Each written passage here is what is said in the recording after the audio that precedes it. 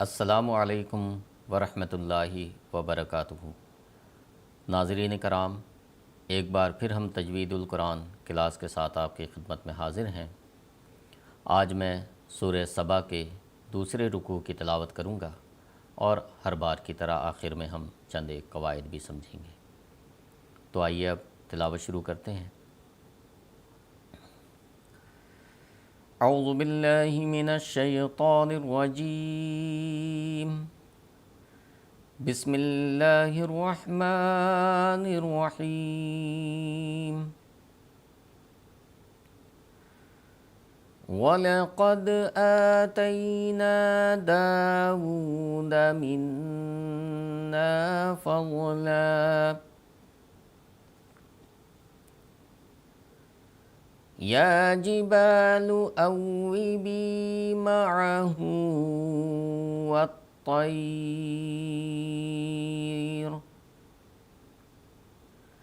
وَأَلَنَّا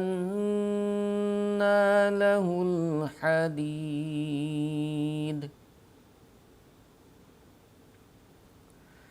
أَنِ اعْمَلْ سَابِغَاتٍ وَقَدِّرْ فِي السَّرْدِ وَاعْمَلُوا صَالِحًا إِنِّي بِمَا تَعْمَلُونَ بَصِيرٌ۔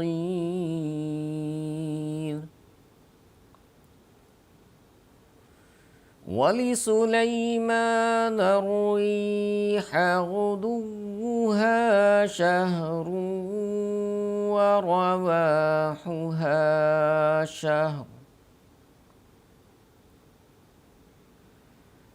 وَأَسَلْنَا لَهُ عَيْنَ الْقِطْرِ وَمِنَ الْجِنِّ مَن يَعْمَلُ بَيْنَ يَدَيْهِ بِإِذْنِ رَبِّهِ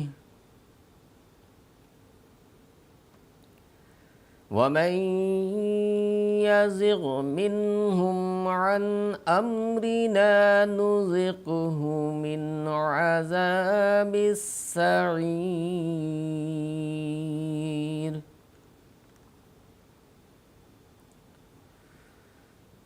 يَعْمَلُونَ لَهُ مَا يَشَاءُ مِن مَّحَارِيبَ وَتَمَاثِيلَ وَجِفَانٍ كَالْجَوَابِ وَقُدُورٍ الرَّاسِيَاتِ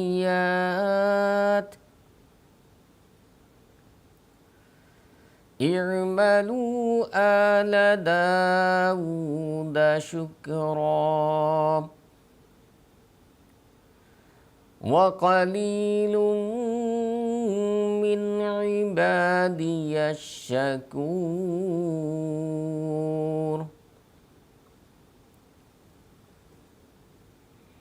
فَلَمَّا قَضَيْنَا عَلَيْهِ الْمَوْتَ مَا دَلَّهُمْ عَلَى مَوْتِهِ إِلَّا دَابَّةُ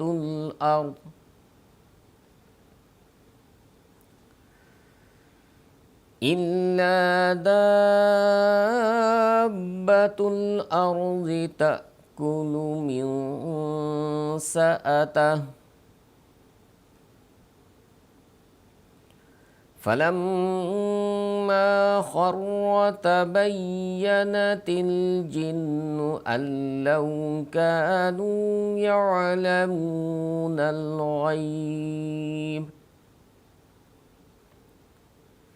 يَعْلَمُونَ الْغَيْبَ مَا لَبِثُوا فِي الْعَذَابِ الْمُهِينِ۔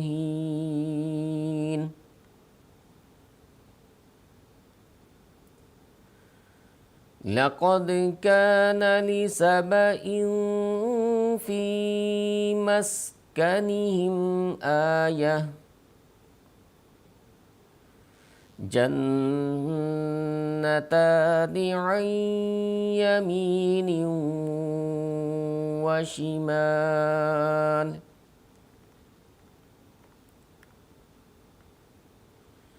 کلوا من رزق ربکم واشکروا لہ بلدۃ طیبۃ ورب غفور۔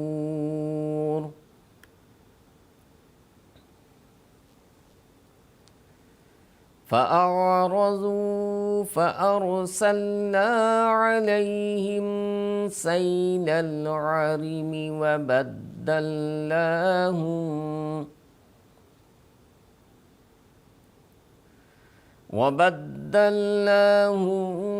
بجنتيهم جنتين ذواتي أكل خمط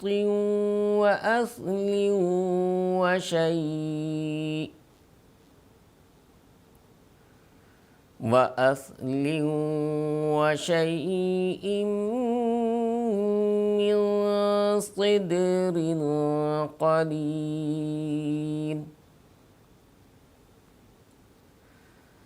ذلك جزيناهم بما كفروا وهل نجازي إلا الكفور۔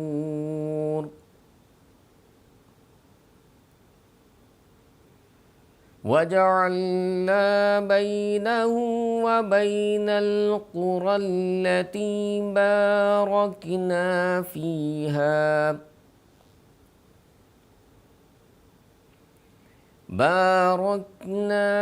فيها قرى ظاهرة وقدرنا فيها السير، سيروا فيها ليالي وأياما آمنين۔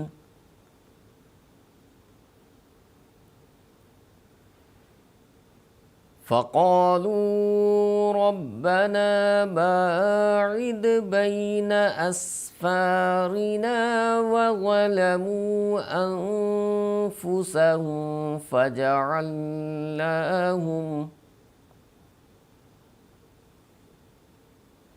فجعلناهم أحاديث ومزقناهم كل ممزق،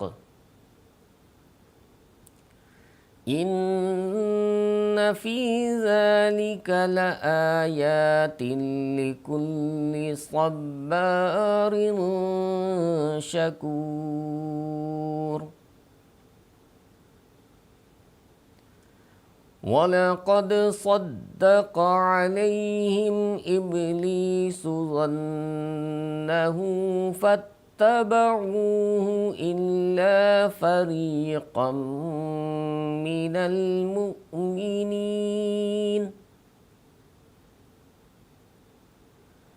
وَمَا كَانَ لَهُ عَلَيْهِمْ مِنْ سُلْطَانٍ إِلَّا لِنَعْلَمَ مَنْ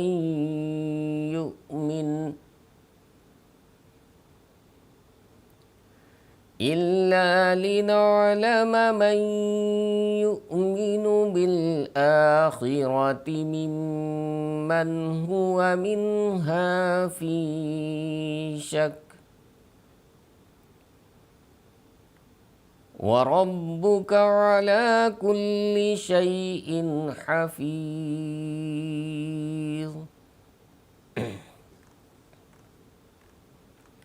آئیے اب ہم چند ایک قواعد بھی دیکھ لیتے ہیں۔ وَلَقَدْ آتَيْنَا، دال سب سے پہلے یہاں پر دیکھیں، دال پر قلقلہ ہوگا اور قاف کو پر ادا کریں گے، چونکہ یہ حروف مستعلیہ جو پر ہوتے ہیں ان حروف میں سے قاف ہے، تو قاف پر ادا کریں گے اور دال پر قلقلہ کریں گے۔ قاف قطب جدن، قاف تا با جیم دال پر قلقلہ ہوگا، ایک لوٹتی ہوئی آواز آنی چاہیے جو نہ کہ تشدید کی طرح ہو اور نہ ہی زبر کی طرح ہو، اور آرام کے ساتھ، نرمی کے ساتھ قلقلہ ادا کریں۔ داؤدا، یہ دھیان دیں کہ داؤدا اکثر پڑھتے وقت ہم غور نہیں کرتے ہیں، دھیان نہیں ہم دے پاتے کہ داؤدا ہو جاتا ہے، تو داوودا واو پر الٹی پیش ہے، داوودا حمزہ کی آواز نہیں آئے گی، داؤدا نہیں، داوودا۔ تو ایک الف کے برابر واو کو کھینچیں گے اور دھیان رکھیں کہ واو ادا ہو، حمزہ نہ ادا ہو، داوودا۔ نون مشدد ہے اس لیے ہم یہاں پر غنہ کریں گے اور غنہ اظہار کے ساتھ ہوگا، فضلا لام کو ضاد پر ہوگا اور لام کو ایک الف کے برابر کھینچ کر وقف کریں گے۔ یا جبالو اوبی معہو، ہا کو الٹی پیش ہے اس لیے قریب ایک الف کے برابر کھینچیں گے، والطیر تا پر کیا جائے گا، اور جب ہم یہاں جیم پر وقف کریں گے تو را پر بے شک زبر ہے، لیکن را چونکہ جزم ہو جاتا ہے اس لیے ہم یہاں پر ہم اس کو باریک ادا کریں گے، اس لیے باریک ادا کریں گے کہ ما قبل یہاں پر یا ہے، یا ہونے کی صورت میں اگر جزم سے پہلے یا ہو تو باریک ادا کیا جاتا ہے، اس بات کا دھیان رکھیں۔ وَأَلَنَّا نون مشدد ہے اس لیے ہم نون پر ہم ایک الف کے برابر غنہ کریں گے، لو الحدید آخر پر جب ہم رکیں گے تو دال پر قلقلہ بھی کریں گے۔ انعمل سابغاتوں، تا نون کا ادغام واو میں ہوگا اور ادغام کے ساتھ غنہ بھی ہوگا، چونکہ واو پر جب ادغام کرتے ہیں تو ایک الف کے برابر ادغام کے ساتھ غنہ بھی ہوتا ہے۔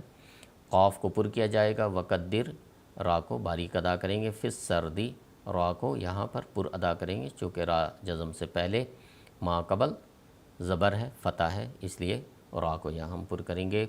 وَعَمَلُوا صالحہ ایک الف کے برابر کھینچ کر وقف کریں گے، صاد حروف مستعلیہ میں سے ہے، جو حروف پر ہوتے ہیں اس لیے صاد کو ہم پر کریں گے اور ایک الف کے برابر کھینچیں گے، چونکہ صاد کے بعد الف بھی ہے، صاد کو بھی ایک الف کے برابر کھینچ کر ہم پر کریں گے، اور جب ہم صاد کو کھینچیں گے اور ایک الف کے برابر لمبا کریں گے تو یہ الف بھی پر ہوگا۔ جب ہم کسی پر حروف کو کھینچتے ہیں اور